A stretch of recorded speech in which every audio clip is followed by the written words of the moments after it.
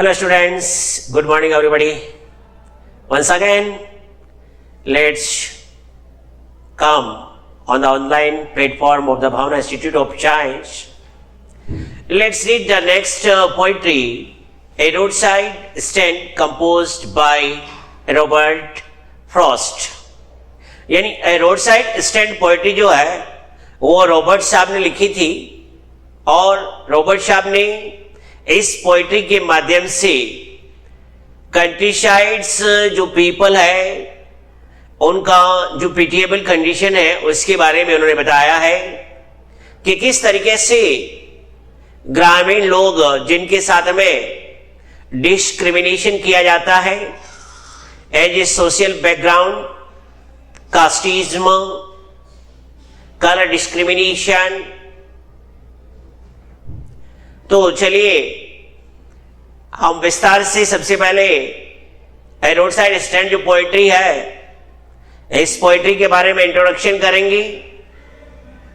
जैसे for example road side stand introduction, तो इसमें रॉबर्ट फ्रॉस्ट साहब क्या बता रहे हैं, यानी रोड साइड स्टैंड, स्टैंड का मतलब होता है थड़ी या चप्पर, यानी कि सड़क के किनारे गांव के लोग जो है वो अपनी दुकान लगाते हैं, शॉप लगाते हैं, क्योंकि गांव में पैदा होने वाली जो वस्तुएं हैं जैसे फ्रूट्स है या वाइल्ड बेरीज है या कुछ pictures of the greenery etcetera जो है वहां पर उस तड़ी पे रखी जाती है बेचने के लिए। इसमें the poet Robert Frost describe the miscible condition of the people living in a countryside, जिसमें रॉबर्ट फ्रॉस्ट साहब जो है दयनीय कंडीशन, मिसेबल यानी दयनीय, दुखद गांव के जो लोग हैं उनकी स्थिति के बारे में बताते हैं। कंट्रीसाइड यानी देहाती पीपल, गांव के लोग। The city people who drive through the countryside hardly stop at a roadside stand, यानी शहर के लोग जो उस रास्ते से अपनी गाड़ी चलाते हुए निकलते हैं गांव की तरफ से, उन्हें आगे जाना होता है, बट हार्डली यानी बिल्कुल भी नहीं, मुश्किल से stop at the road side stand, सड़क के किनारे पर जो शॉप लगाई हुई होती है उसके पास बिल्कुल भी नहीं रुकती हैं, क्योंकि उन्हें वहां से कुछ खरीदना नहीं होता है। जबकि गांव वाले चाहते हैं कि शहर के लोग अपने व्हीकल्स लेकर के यहां से गुजरते हैं तो शायद वह हमारी इस शॉप को देख करके यहां रुकेंगे और कुछ हमारे यहां से खरीदेंगे, जिससे कि हमें भी शहर का पैसा जो है वो हाथ में लेने का मतलब वो प्रसन्नता होगी। और जिस प्रकार इन शहरी लोगों ने इन पैसों से अपना डेवलपमेंट किया है, ठीक उसी तरह हम लोगों को भी ये थोड़ा डेवलप करने का अवसर मिलेगा। तो इसमें रॉबर्ट साहब ने बताया है कि हालांकि वो लोग वहां अपनी शॉप लगाते हैं ताकि शहर के लोग अपनी गाड़ियां रोकेंगे और यहां से कुछ खरीदेंगे, बट वो बिल्कुल भी उन दुकानों पर नहीं रुकते हैं। And nor do they care to the people who run it, और न ही उन लोगों की उन्हें परवाह होती है जो कि वो इस थड़ी को वहां चलाते हैं, यानी do they care to the people, ये आर मिसप्रिंट है यहां, हु रन इट, जो ये दुकान चलाते हैं उनकी इन शहरी लोगों को कोई मतलब नहीं है। If at all they do stop, मान लीजिए बाई चांस या संयोगवश उन्हें रुकने का अवसर मिल भी जाता है, they do show to criticise the people place, यानी वो क्या करेंगे, they do show to criticise, मान लो वो उन्हें रुकने का अवसर मिल भी जाता है तो वो स्थान के बारे में इतनी ज्यादा क्रिटिसाइज करेंगे, उस स्थान की आलोचना करेंगे, उस जगह की आलोचना करेंगे, एंड द पीपल, और वहां के लोगों का भी वो क्रिटिसाइज करेंगे। Frost describes the lives of the poor people, यहां पर कवि ने गरीब लोगों के जीवन के बारे में बताया है विथ पिटीलेस क्लैरिटी, क्लैरिटी यानी क्लियरिटी, स्पष्टता,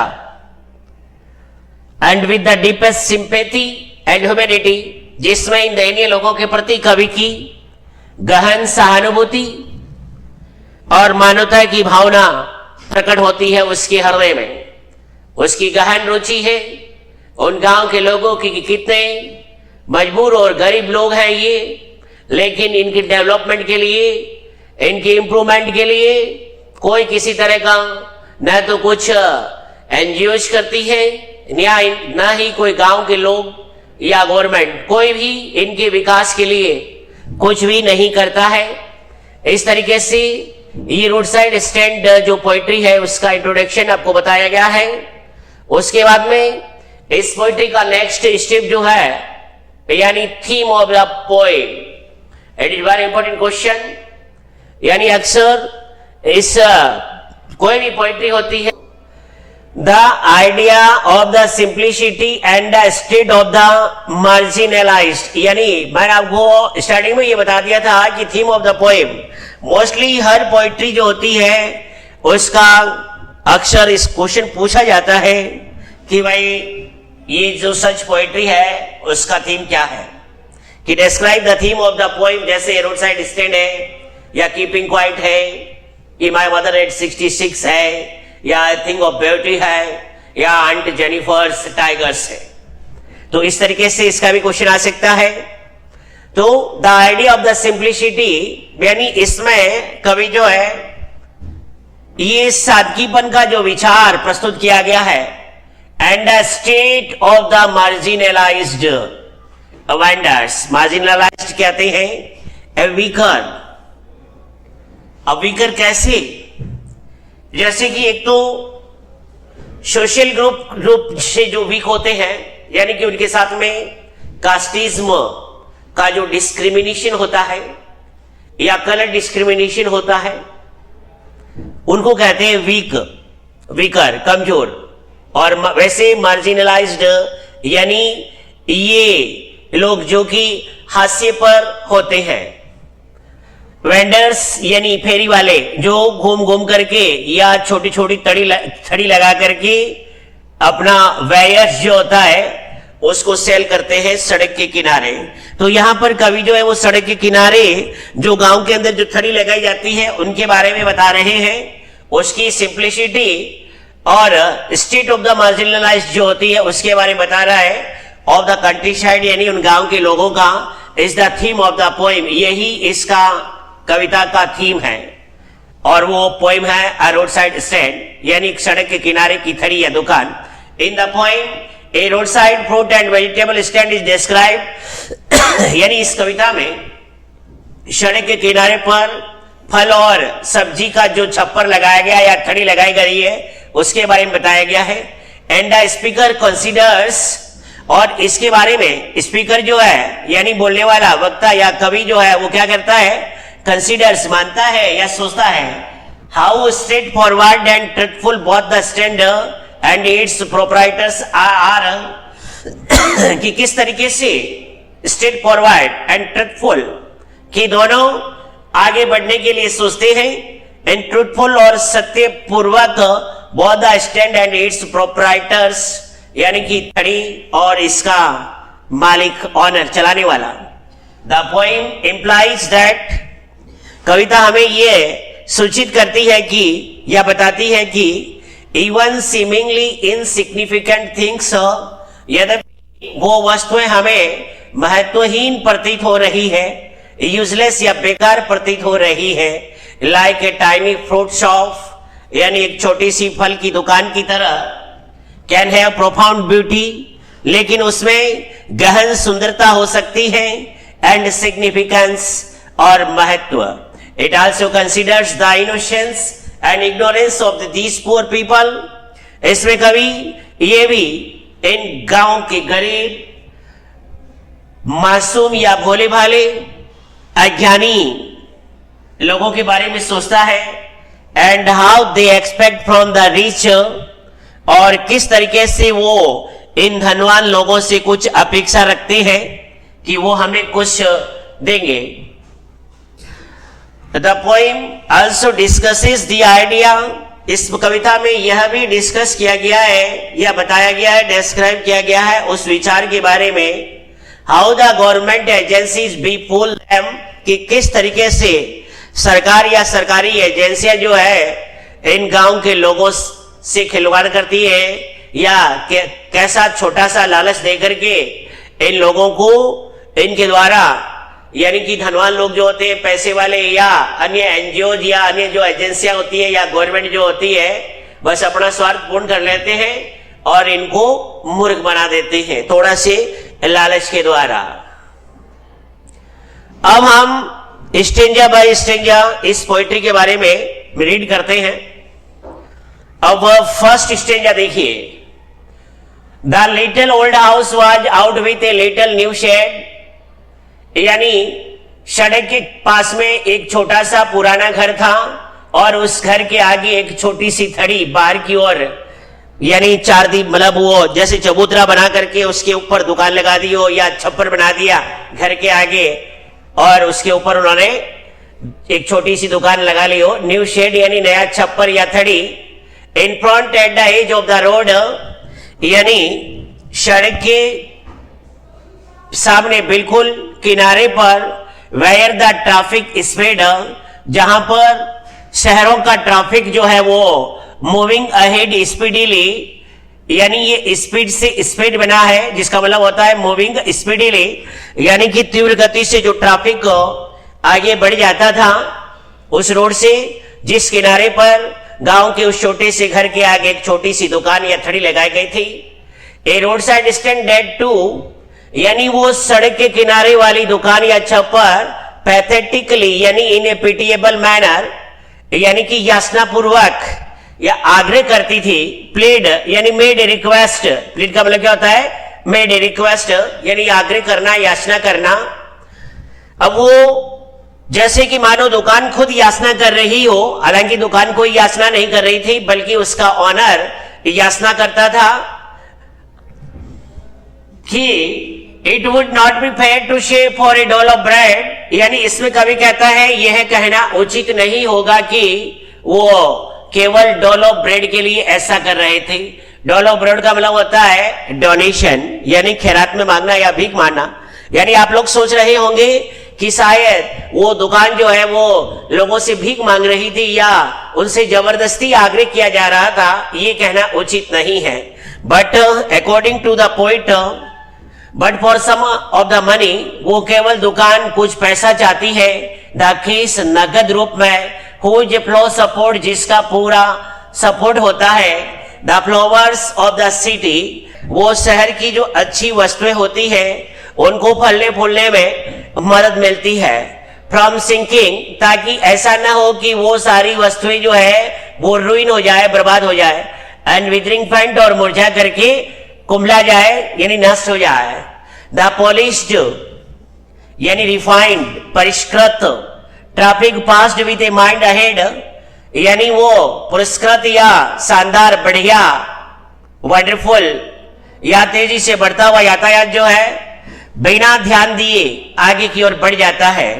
वो वहां उस दुकान से सामान खरीदना तो दूर की बात, उस दुकान की तरफ आग उठा करके देखते तक नहीं है। और if you're a side a moment, और मान लीजिए पल भर के लिए एक तरफ रुक भी गए, देन आउट ऑफ सॉल्ट, तब वो खींचते हुए या अपनी खींच निकालते हुए, यानी इन्हें इरिटेटिंग मैनर्स, यानी खींच जाते हैं, क्रोधित हो जाते हैं। Eight having the landscape mad, और फिर वह वहां के भूपटल को जो है वो मैड कर देते। स्पॉइल यानी खराब करना या तोड़ मरोड़ देना, या वहां की जो घास उगी हुई होती है उसको नष्ट कर देना गाड़ी के टायरों से। विद द आर्टलेस यानी क्लमसी, भदा, पैंट जो होता है उसको बिगाड़ देना, खराब कर देना। अब ये जो स्टेज ऑफ फर्स्ट जो दिया है उसका एक्सप्लेनेशन जो है उसको रीड करेंगे तो अच्छी तरीके से ये पोएट्री का स्टेज जो है वो हमें समझ में आ जाएगा। तो देखिए इसमें कवि क्या कह रहे हैं कि there was a small house with a new shed outside it, कि वहाँ एक छोटा सा घर था जिसके बाहर की तरफ एक छोटी सी दुकान यानी थड़ी के रूप में या छप्पर के रूप में बाहर की तरफ लगाई गई थी। The road was busy with cars and other vehicles, यानी सड़क जो है वो कार और अन्य वाहन जो है वहां आते जाते रहते थे, इसलिए दिन भर व्यस्त रहती थी। मूविंग हियर एंड देयर, यानी ये व्हीकल इधर उधर आ जा रहे थे। The shed was built to display items on sale. अब वो छप्पर या छोटी सी जो दुकान लगाई थी घर के बाहर, वो वहां पर बिक्री की जो वस्तुएं थी उनकी प्रदर्शनी के लिए रखी गई थी। And the owner expected the passing vehicles to stop by, और उस शॉप का मालिक जो है वो आशा करते थे कि वहां से गुजरने वाली ये व्हीकल्स जो है वो वहां रुके एंड बाय द थिंग्स, और वहां पर जो वस्तुएं सेल के लिए रखी गई है उसको खरीदने के लिए रुके, और at least have a look at them, और खरीदे न तो कम से कम उन वस्तुओं को देखें तो सही कि हमारे ग्रामीण परिवेश में जो है वो किस तरह की वस्तुएं जो है वो पैदा होती है या किसानों के फार्म में उगती है। The condition of the seed aroused one's pity because, यानी the condition of the seed, यानी वो छोटी सी जो दुकान थी उसकी स्थिति अरोज्ड वंस पीटी, हर किसी के हृदय में उसके प्रति दया की भावना आ जाती है। Because it displayed the sad feelings, क्योंकि इस दुकान को देखते ही हर किसी के दिमाग में दुखद भावनाएं उत्पन्न हो जाती थी। ऑफ द ऑनर, उस दुकानदार के प्रति, who was desperate to earn some money, जो कि पैसे कमाने के लिए कितना मतलब निराश था। They did not seek any favour or price of bread, piece of bread.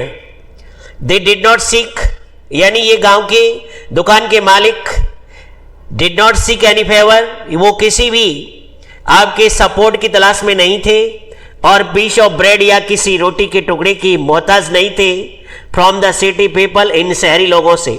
यानी कि आप चाहते हो कि ये गांव के लोग जो हैं इन शहरी लोगों से कुछ मांग रहे हैं, वो कुछ मांग नहीं रहे हैं, बल्कि वो अपना सामान बेच करके कुछ पैसा कमाना चाहते हैं। बट वांटेड सम मनी, लेकिन वो कुछ पैसा चाहते थे। Because the flow of money helps everyone to use it, क्योंकि जब ज्यादा पैसे होंगे तो हर किसी के विकास के लिए मदद करते हैं, एंड बेनिफिट फ्रॉम इट, और हर कोई जो है इससे लाभ प्राप्त करना चाहता है। जस्ट लाइक द मनी, ठीक उसी तरह उन पैसों की वजह से with the city people help them, जिस प्रकार शहर के लोग जो है वो एक दूसरे की मदद करते हैं, लीड ए बेटर लाइफ, और अपना अच्छा जीवन जीते हैं। सिमिलरली, ठीक उसी तरह if it will flow from their pockets into pockets of the said owner, जैसे वो शहर के लोग वहां से सामान खरीदेंगे तो वो शहरी लोगों का पैसा इन गांव के लोगों की जेब में आ जाएगा, जिससे जिस तरीके से उनका विकास हुआ है ठीक उसी तरीके से इन गांव के लोगों का विकास होगा। It will benefit his life too, यानी यह उसके जीवन के लिए भी लाभदायक होगा। The cars that pass by, यानी वहां से गुजरती हुई कारें आर स्पार्कलिंग, यानी स्प्लेंडिड, शानदार या अद्भुत तरीके से आगे चली जाती है। But they never notice the shed, लेकिन कभी भी उनका ध्यान यहां लगी हुई दुकान की तरफ नहीं जाता है। They are thinking of their destination only, यानी ये लोग केवल अपने गंतव्य स्टेशन के बारे में सोच रहे हैं। If by chance they do stop at the shade, संयोगवश कभी उनको उन शेड पर, यानी वो छोटी सी जो दुकान होती है वहां पर रुकने का अवसर मिला भी, तो वहां केवल वो सामान खरीदने के लिए नहीं रुकते हैं। जस्ट कंप्लेन दैट, वो केवल ये शिकायत करते हैं सेबी, यानी क्लमसी या भद्दा पैंट जो वहां क्या होता है ऑफ द हार्ट्स, उन झोपड़ियों का, एंड द शेड्स, और उस दुकान पर there has spoiled the beauty of the landscape, और वो कहते हैं कि आपने तो यहाँ इस ग्रामीण परिवेश की सुंदरता को ही नष्ट कर दिया, खराब कर दिया, कि ऐसा आपने घरों या आपकी दुकान पे आपने पेंट किया है। ये बिल्कुल भी क्लमसी है, बद्दा है, कुरूप है। Stage number 2, of sign that we then turn wrong and has turn wrong. इसमें सड़क के ऊपर यानी रोड्स पे कुछ साइन बोर्ड होते हैं, जैसे नॉर्थ और साउथ। ये नॉर्थ डायरेक्शन का साइन होता है और ये साउथ, ऐसे जो है वो साइन बोर्ड थे। तो वहां पर क्या होता है कि किसी ने उसकी डायरेक्शन घुमा दिया, साउथ की तरफ नॉर्थ को कर दिया और नॉर्थ को साउथ की तरफ घुमा दिया। तो जिस समय वो देखते हैं the sign that with hand turned wrong and has turned it wrong, यानी कि नॉर्थ जो दिशा थी उसको गलत घुमा दिया और दक्षिण दिशा को गलत घुमा दिया। Offered for sale wild berries in wooden quartz, यानी ये गांव के लोग उस छप्पर में ये जंगली बेर जो होते हैं उनको बिक्री के लिए रखते हैं इन वुडन क्वार्ट्स, यानी wooden made of would, quartz यानी बास्केट, टोकरियां जो होती है लकड़ी की बनी हुई, उसमें ये जंगली बेर डाल करके वहां पर इन छप्पर में रखी जाती है बेचने के लिए, ताकि शहर के लोग जो वहां से गुजरेंगे तो इन सामान को या इन वस्तुओं को खरीदेंगे। और क्रुक नेक्ड या फिर मुड़ी हुई गर्दन वाली गोल्डन सुनहरी स्क्वैश, यानी ए काइंड ऑफ फ्रूट या वेजिटेबल विद सिल्वर वाट, जिसके ऊपर चांदी के निशान लगे हुए होते हैं, चांदी जैसे रंग के। और beauty rest in a beautiful mountain scene, और शेष वहां की सुंदरता हरे भरे सुंदर पर्वतों का जो दृश्य होता है। यू हैव द मनी, अब कभी कहता है मान लीजिए आपके पास में पैसा है, but if you want to be a mean, लेकिन फिर भी आप मीन बनना चाहते हैं। मीन का मतलब होता है माइचर, और माइचर मीन्स कंजूस, कुछ खरीदना नहीं चाहते हैं सपोज आप। वाई कीप योर मनी, आप अपना पैसा अपनी जेब में रखिए भाई साहब, दिस क्रॉसली, और वो गुस्सा हो जाते हैं एंड गो अलोंग, और कहते हैं जाइए सर, कोई जरूरत नहीं है, आप नहीं खरीदना चाहते हैं जाए, आप अपना पैसा अपने पास में रखें। The height to be scenery would not be my complaint, कभी कहता है कि वहां का जो सीनरी है यानी सीनरी, उसको आपने यदि नुकसान पहुंचाया है, मैं उसके बारे में कंप्लेन नहीं कर रहा हूं कि आपने वहां का जो घास था उगा हुआ उस गार्डन के अंदर या उसके यार्ड के अंदर आपने उनको नष्ट कर दिया या और कुछ कर दिया, मैं इसके बारे में शिकायत नहीं कर रहा हूं। अब इसके बारे में स्पष्टीकरण देते हैं। Here the poet says that, यहां पर कवि ये कहता है कि as the people living in these seats, कि जैसे कि लोग इन छप्परों में रहने वाले आर पुअर, गरीब होते हैं, their surroundings are not well maintained, और न ही इनके आसपास का क्षेत्र जो है वो वेल मेंटेन नहीं होता है।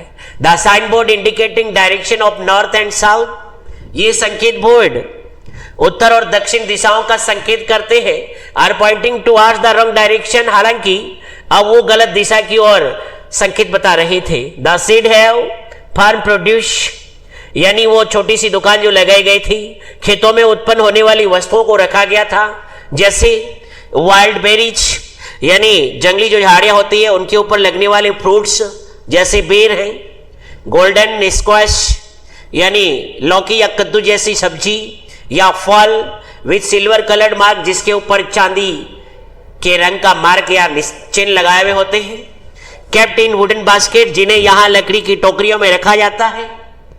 द प्लेस इज ब्यूटीफुल, यहां का स्थान बड़ा सुंदर होता है, and people should stop here and enjoy the mountain change, यानी कवि शहर के उन वहां से गुजरते हुए लोगों से आग्रह करता है कि आप भी यहां इस ग्रामीण परिवेश में रुकिए और यहां पर्वतों का जो सुंदर दृश्य है उस दृश्य का आनंद लें। If they have money they then, कवि ये भी कहता है मान लीजिए आपके पास में पैसा है, then they should buy some things, तो आप चाहें तो यहां से गांव में उत्पन्न होने वाली कुछ वस्तुएं खरीद सकते हैं। But if they are selfish, और मान लीजिए आप स्वार्थी हैं, कोई बात नहीं मत खरीदें। They should keep their money with themselves, वो पैसा अपने पास रखें, एंड नॉट स्टॉप देयर। तो फिर कभी उन्हें सलाह देता है कि आप कुछ नहीं खरीदना चाहते हैं, कोई बात नहीं, आप अपना पैसा जेब में रखिए, बट यहां रुकिए मत, आगे बढ़ जाइए।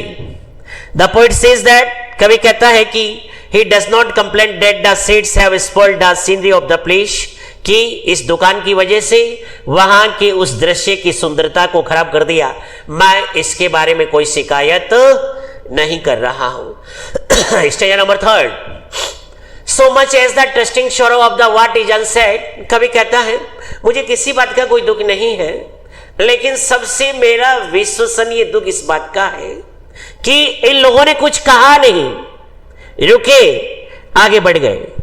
Here far from the city we make our roadside stand, यहां शहर से दूर हम एक सड़क के किनारे अपने घरों के बाहर छोटी छोटी दुकानें लगाते हैं and ask for some city money to feel in hand, और हम कुछ शहरी पैसा मांगते हैं। उन शहरी पैसों को हम अपने हाथों में महसूस करना चाहते हैं कि जिस तरीके से ये शहर के लोग, इनके पास में अच्छा पैसा आया, उन पैसों की बदौलत इन्होंने बड़े बड़े अपने महल बनाए और भी कई तरीके के जो है सुविधाएं की, कारें खरीदी, हर तरह के सुंदर कपड़े पहनते हैं, हर तरह की वो जो है वो सुख सुविधाओं का आनंद लेते हैं। तो वो चाहते हैं कि ये शहर के लोग हमारे यहाँ से कुछ सामान खरीदें, ताकि शहर का जो पैसा होता है वो होता कैसा है उसे हम अपने हाथों में महसूस करें। यानी कि वो भी चाहते हैं कि थोड़ा सा वो पैसा उनके पास में आ जाएगा तो वो भी अपना कुछ इन शहरी लोगों की तरह डेवलपमेंट करेंगे। To try if it will not be make our big expand, कवि कहता है कि आप सोचते हो कि भाई ये लोग इस बात की कोशिश कर रहे हैं कि उनका डेवलपमेंट हो जाएगा, विस्तार हो जाएगा। एक्सपेंड का मतलब होता है विस्तार होना, यानी ये लोग चाहते होंगे कि भाई यदि हमने इन गांव वालों को पैसे मतलब यहाँ का सामान खरीद लिया और इनको पैसे दे दिए तो शायद इनका डेवलपमेंट हो जाएगा। हालांकि तुम्हारे इन थोड़े से पैसों से हमारे गांव वालों का कुछ भी डेवलपमेंट नहीं होना है। And give us the life of the moving pictures from each, कवि कहता है जैसे कि चलचित्र और सिनेमा के अंदर लोगों से किस तरीके से वादे किए जाते हैं, वैसे ही उन चलचित्रों की भांति हमारे या हमें इन धनाढ्य लोगों द्वारा या a party which is in power, यानी कि जो दल सत्ता में होता है वो भी हमें कई तरह के वादे करती है, बट ये वादे जो है वो हमें कोई निभाता हुआ प्रतीत होता नहीं है। दैट पार्टी इन पावर, यानी जो दल वो सत्ता में होता है, is said to be keeping from us, लेकिन वो भी हमें इन सारी चीजों से वंचित रख देती है। इसके बाद में इसका एक्सप्लेनेशन देखिए। द पोइट सेज दैट, कवि ये कहते हैं कि these people who have open the shed, यानी वे लोग जिन्होंने ये दुकानें खोली है, are keeping faith in a promise, यानी कि ये लोग इनके लिए जो वादे किए जाते हैं उसमें विश्वास करते हैं। क्यों? ये गांव के बोले वाले लोग हैं जो इनसे वादा कर लेते हैं। उनको पता है कि जिस तरीके से हम किसी बात के पक्के होते हैं तो शायद ये धनवान लोग और ये पॉलिटिकल पार्टीज के जो लीडर्स हैं वो भी अपनी बातों से पक्के होंगे, बट ऐसा होता नहीं है। Which was never done to them, हालांकि ये वादा उनका कभी पूरा नहीं होता है। Here the promise is their expectation that, लेकिन यहाँ उनके लिए ये वादा ये होता है, वो ये अपेक्षा करते हैं कि द कार्स पासिंग बाई, कि जो कारें वहां से गुजरती है, will stop at the shed, कि वह उस छप्पर के पास में या उस छोटी सी दुकान के पास में रुकेगी, and buy some stuff from them, और अपने लिए वहां से कुछ सामान जो है वो खरीदेंगे। They have built this shed far from the city, यानी इन लोगों ने ये छोटी सी दुकान शहर से काफी दूर लगाई है। एंड दे एक्सपेक्ट दैट, और ये गांव के लोग ये अपेक्षा करते हैं कि, एक्सपेक्ट का मतलब होता है आशा करना या अपेक्षा करना। The city people will flow some money out of their pockets, की शहर के लोग अपनी जेब से कुछ पैसा खर्च करेंगे into the hands of the shed owner, और ये गांव में छोटी सी दुकान लगाने वाले उन दुकानदारों के हाथ में देंगे। The shed owner wants to feel the money on his hands, इस दुकान का मालिक इन शहरी लोगों के पैसों को अपने हाथों में महसूस करना चाहता है, यानी कि वो भी अपना कुछ विकास करना चाहता है जिस तरीके से इन शहर के लोगों ने अपना विकास किया है। ठीक इसी तरह just like they see in the pictures that, जैसा कि वह उन पिक्चर्स में देखते हैं कि वन हु वर्क्स हार्ड, कि कैसे एक व्यक्ति कठिन परिश्रम करता है, अचीव्स क्विक सक्सेस, और तीव्र सफलता हासिल कर लेता है, एंड मनी, और उसके पास में पैसा भी होता है। They have led their trust on these ideas, इस तरह ये गांव के भोले वाले लोग जो है वह इन विचारों में अपना विश्वास कर लेते हैं। And expect to get some money, और कुछ पैसा प्राप्त करने की अपेक्षा करते हैं।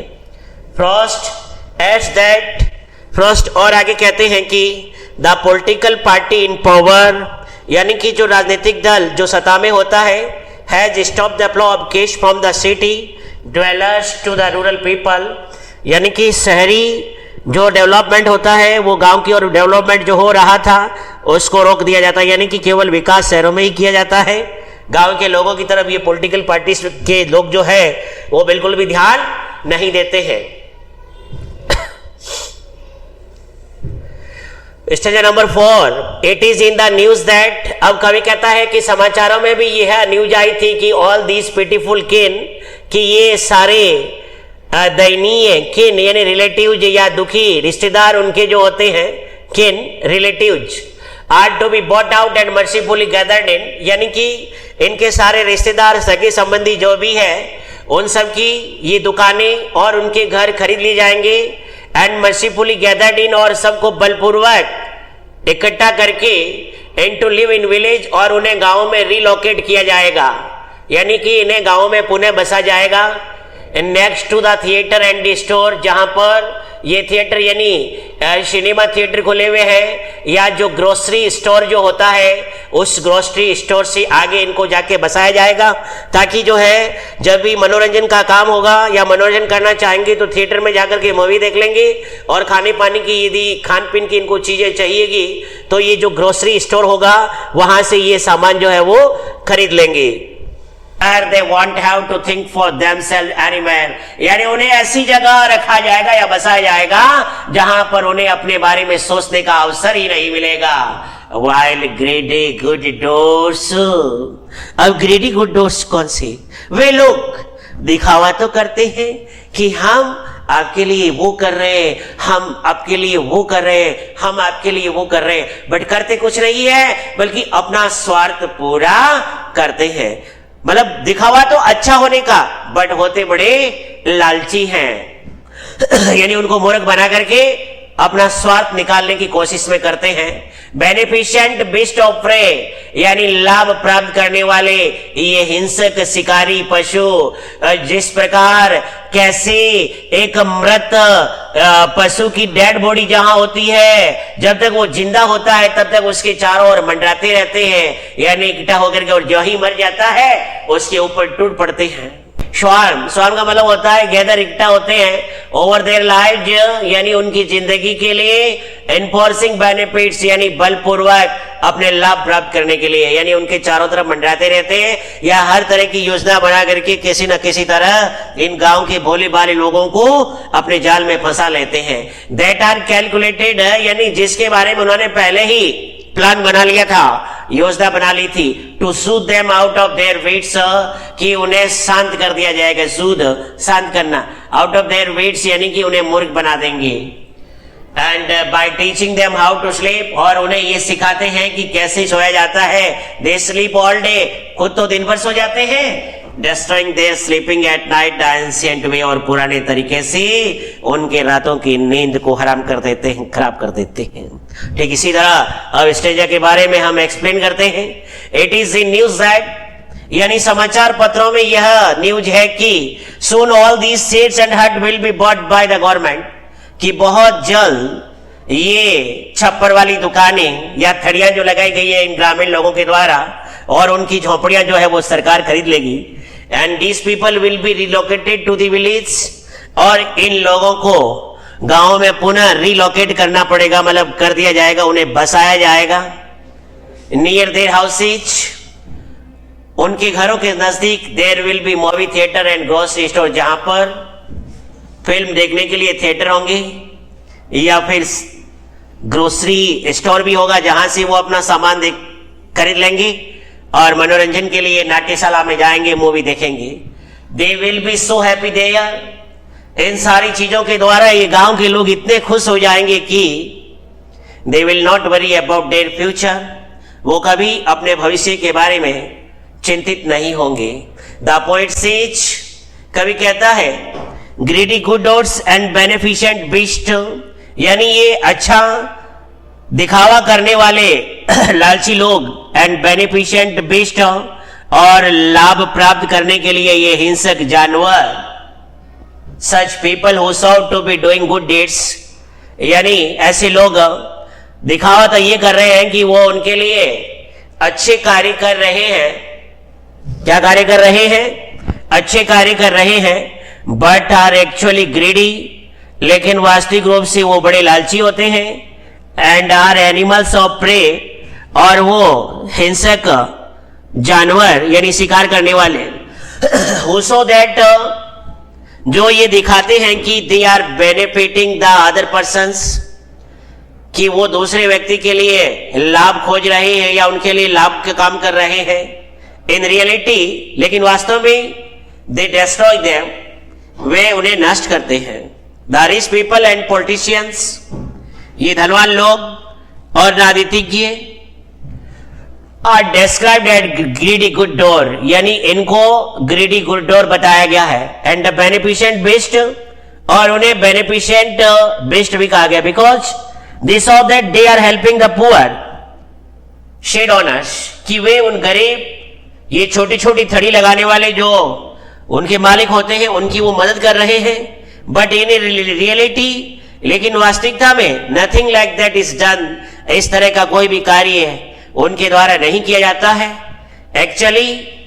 लेकिन वास्तविक रूप से या रियलिटी क्या है, दे आर इनसर्कलिंग देयर लाइव्स, वो केवल उनके जीवन के चारों तरफ घेरा डालते हैं। And forcefully giving them such benefits, और वह बलपूर्वक उन्हें ऐसा लाभ प्रदान करते हैं या लाभकारी चीजें दे देते हैं, which have been well planned, जिसके बारे में इन लालची लोगों ने पहले से ही अच्छी योजना बना रखी होती है। And will put this poor people in a confusion, और फिर वह इन गरीब लोगों को उलझन में डाल करके छोड़ देते हैं। This people can't decide what is good, यानी ये गरीब लोग ये निर्णय नहीं कर पाते हैं कि क्या अच्छा है, एंड व्हाट इज हार्मफुल, और क्या उनके लिए हानिकारक है। This selfish people tell the poor, ये धनवान या पॉलिटिकल जो लोग होते हैं, स्वार्थी लोग, वह इन लोगों से कहते हैं कि नाउ दे कैन रिलैक्स, कि अब आप लोग आराम से रह सकते हो।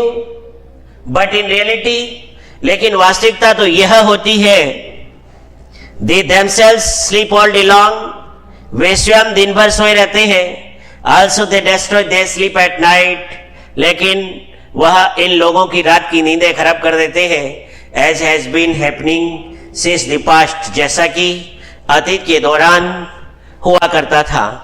अब उसके बाद में स्टेंजा नंबर 5 के बारे में बात करते हैं। Stanza 5, sometimes I feel myself I can hardly bear, कवि कहता है कि जब इन गांव के लोगों की ऐसी स्थिति देखता हूं या इन शेड ओनर्स की ऐसी स्थिति देखता हूं, और इन पॉलिटिकल पार्टीज या रिच जो धनवान या प्रॉस्पर जो लोग होते हैं, वो किस तरीके से अपनी स्वार्थ की पूर्ति के लिए इनको थोड़ा सा लालच देकर के जाल में फंसा लेते हैं, तो जब कभी कभी मुझे ऐसा लगता है कि मैं इन लोगों की ऐसी स्थिति को बियर नहीं कर पाऊंगा। बियर का मतलब होता है टॉलरेट करना, यानी सहन करना।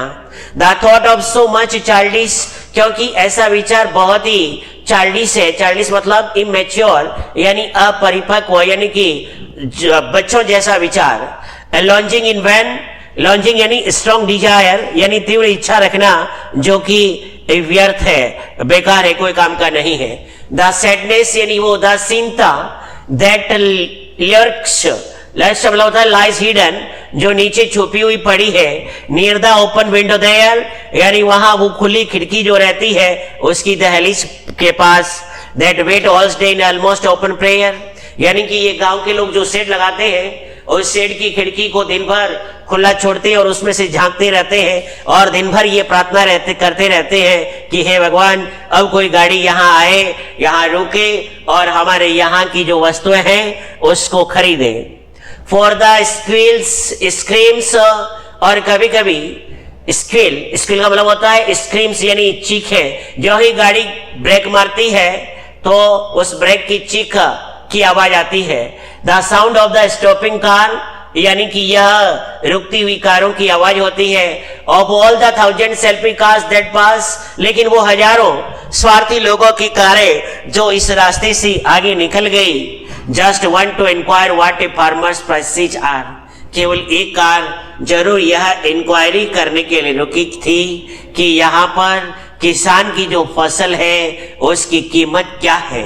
एंड वन डिड स्टॉप, एक फिर कार वाला रुका, but only to plough up grass, लेकिन वो कुछ मांगने नहीं बल्कि वहां जो उगी हुई घास थी उसको कुचलने के लिए। जब उसने अपनी गाड़ी को पीछे करके वापस मोड़ा, इन यूजिंग द यार्ड, क्योंकि उसने यहाँ के प्रांगण का उपयोग किया टू बैक, गाड़ी को बैक लेने के लिए, एंड टर्न अराउंड, और उसको चारों तरफ घुमाया था।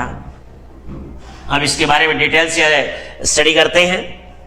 द पोएट सेज दैट, कवि कहते हैं कि दिस किडिश डिजायर, किडिश यानी चाइल्डिश, बच्चों जैसी, इमेच्योर अपरिपक्व, जैसे नादान बच्चा कैसा होता है, वो हर चीज की हट कर लेता है, ठीक इसी तरह कि ये kiddish desire in the hearts of these seed owners, यानी ये छप्पर लगाने वाले जो मालिक होते हैं या छोटी ये दुकान लगाने वाले जो मालिक होते हैं, उनके हृदय में ये इमेच्योर डिजायर उत्पन्न हो जाती है जो कि यूजलेस है, बेकार है, कोई काम की नहीं है।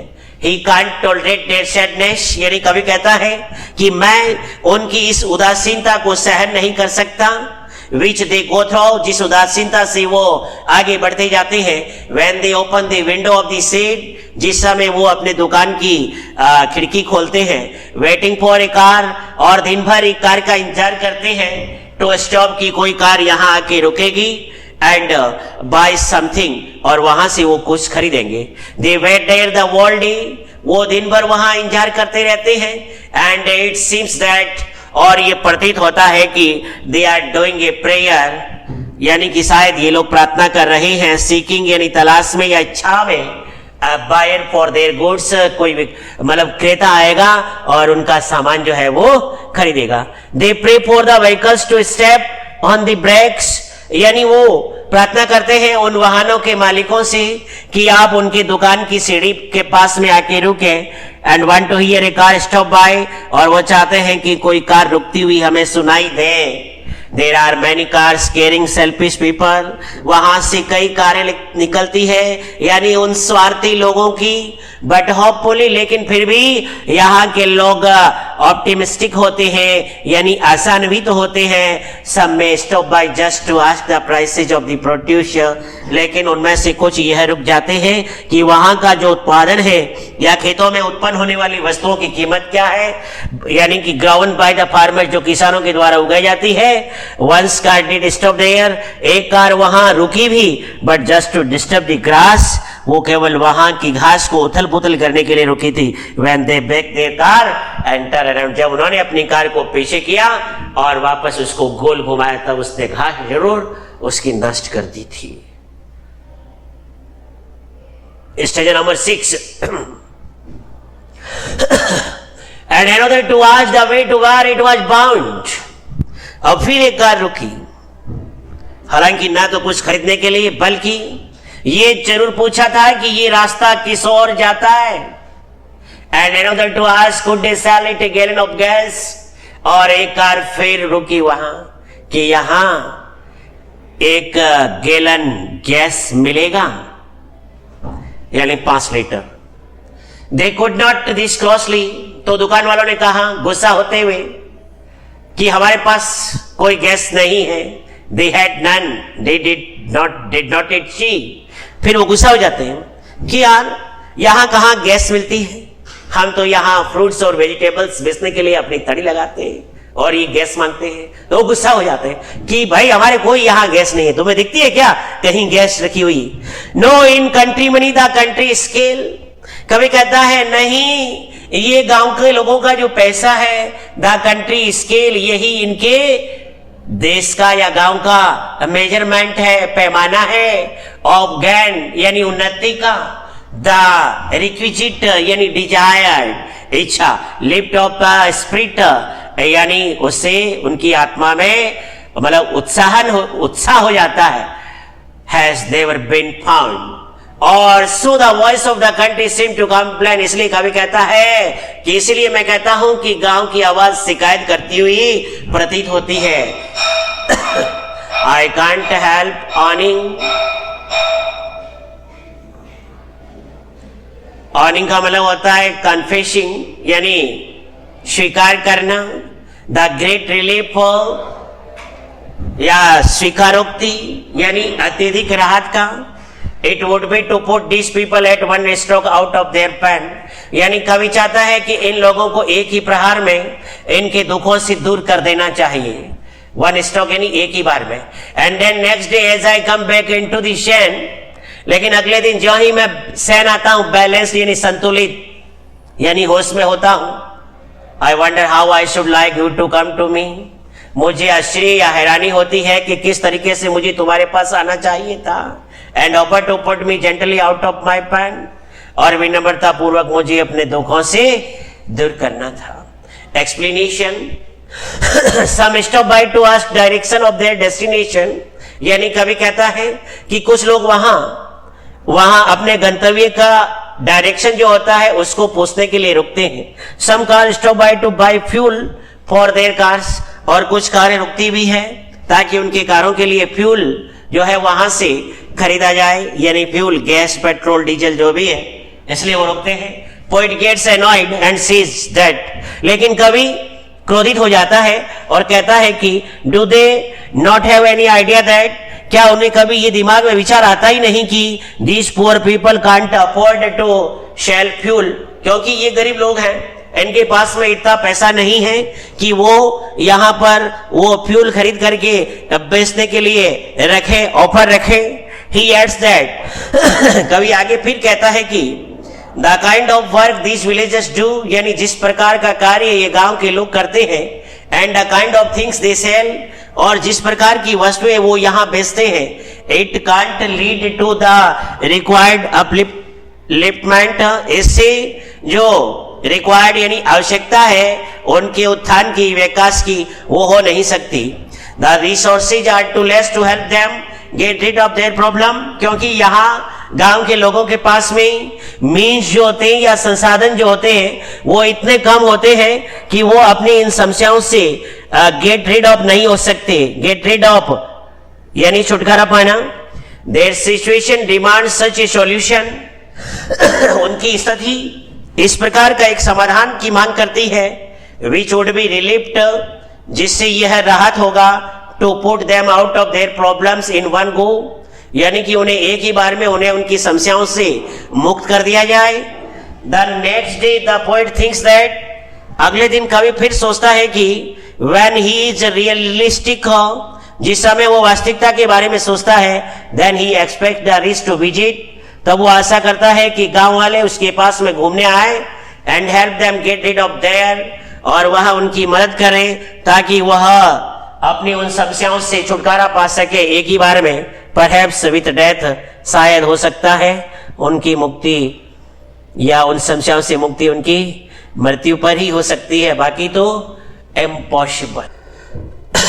अब देखिए, अब आते हैं इस पोइट्री यानी road side stand Robert Frost. इसका फर्स्ट जो क्वेश्चन है, the city folk who drive through the countryside hardly paid any heed to the road side stand, यानी कि कवि कहता है द सिटी फोक यानी शहरी लोग, who drive through the country side यानी कि जो गाँव की ओर अपने व्हीकल चला करके आगे जिस स्थान पर उन्हें जाना होता है जाते हैं, हार्डली पेड एनी हीड, वो बिल्कुल भी किसी तरह का कोई ध्यान नहीं देते हैं, to the road side stand यानी सड़क के किनारे की दुकान की ओर, और to the people who run it, या फिर वे लोग जो उस दुकान को चलाते थे उनकी ओर भी ध्यान नहीं देते हैं। If at all they did, और यदि ऐसा वो करते भी हैं, इट वाज टू कंप्लेन, तो फिर शिकायत करते हैं, खरीदते कुछ नहीं है। Which lines bring this out, what was their complaint about, इसमें कवि कहता है कि कौन सी पंक्तियां इस चीज को बताती है और उनकी शिकायत क्या है।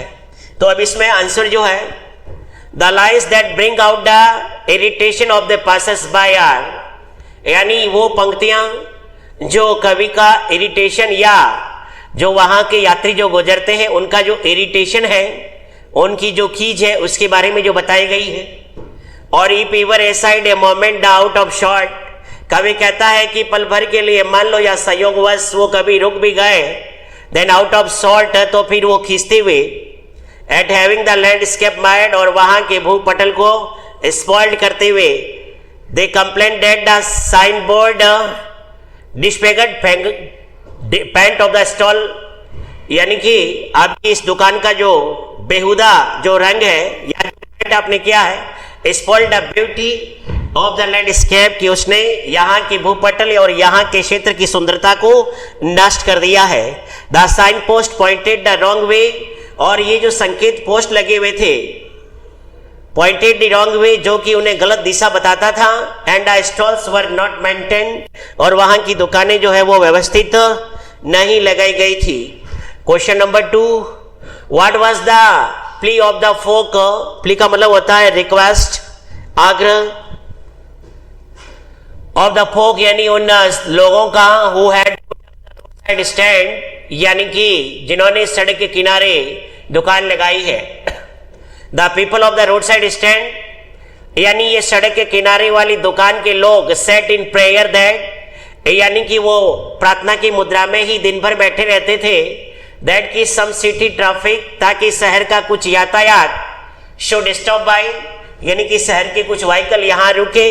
एंड बाय देयर वेयर्स, और उनका कुछ सामग्री जो है गांव में उत्पन्न होने वाली उनको खरीदे। सो दैट, ताकि they could make some money, ताकि वो भी कुछ पैसा जो है वो कलेक्ट कर सके। टू इम्प्रूव देयर लाइफ, अपने जीवन में सुधार कर सके, अपनी जो कंडीशन है लाइफ कंडीशन उसमें सुधार कर सके। बियॉन्ड मेयर सर्वाइवल, यानी केवल जीविकोपार्जन से परे, यानी कि उससे भी अधिक, यानी कि वो भी चाहते हैं कि हम केवल जीवन निर्वाह ही नहीं बल्कि कुछ इन शहरी लोगों की तरह अपना डेवलपमेंट भी करें। Question number 3, the government and other social service agencies appear to help the poor rural people, यानी सरकार और अन्य कई सामाजिक संस्थाएं जो होती है इन गरीबों के सुधार के लिए कुछ कार्य करती है। But actually do them no good, लेकिन क्या वास्तव में ये उनके लिए अच्छा नहीं होता है। Pick out the words and phrases the poet uses to show their double standard. तो देखिए, the poet uses the word, जिसमें कवि ने ये शब्द यूज किया है, ग्रीडी गुड डॉट्स, यानी वे लोग जो दिखावा तो अच्छे होने का करते हैं बट बड़े लालची होते हैं, और beneficent beast of prey and enforcing benefit that are calculated. तो ये जो पॉइंट्स है उसमें कवि ने ये बताए हैं।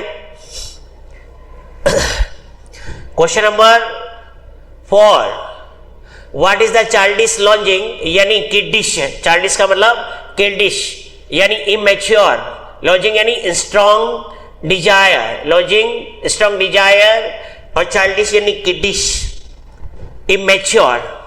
That the point refers to, जिसके बारे में कवि यहां बताते हैं। Why is it in vain, लेकिन कवि क्यों कहता है कि ये किडिश जो लॉजिंग है वो व्यर्थ है। जिस तरीके की किडिश लॉजिंग इन गांव वालों ने अपना रखी है वो इनके लिए यूजलेस है। The point refers to the tireless longing of the stall owner, यानी कवि जो है इन दुकान लगाने वाले जो मालिक हैं उनकी ये थका देने वाली इच्छा के बारे में बताता है।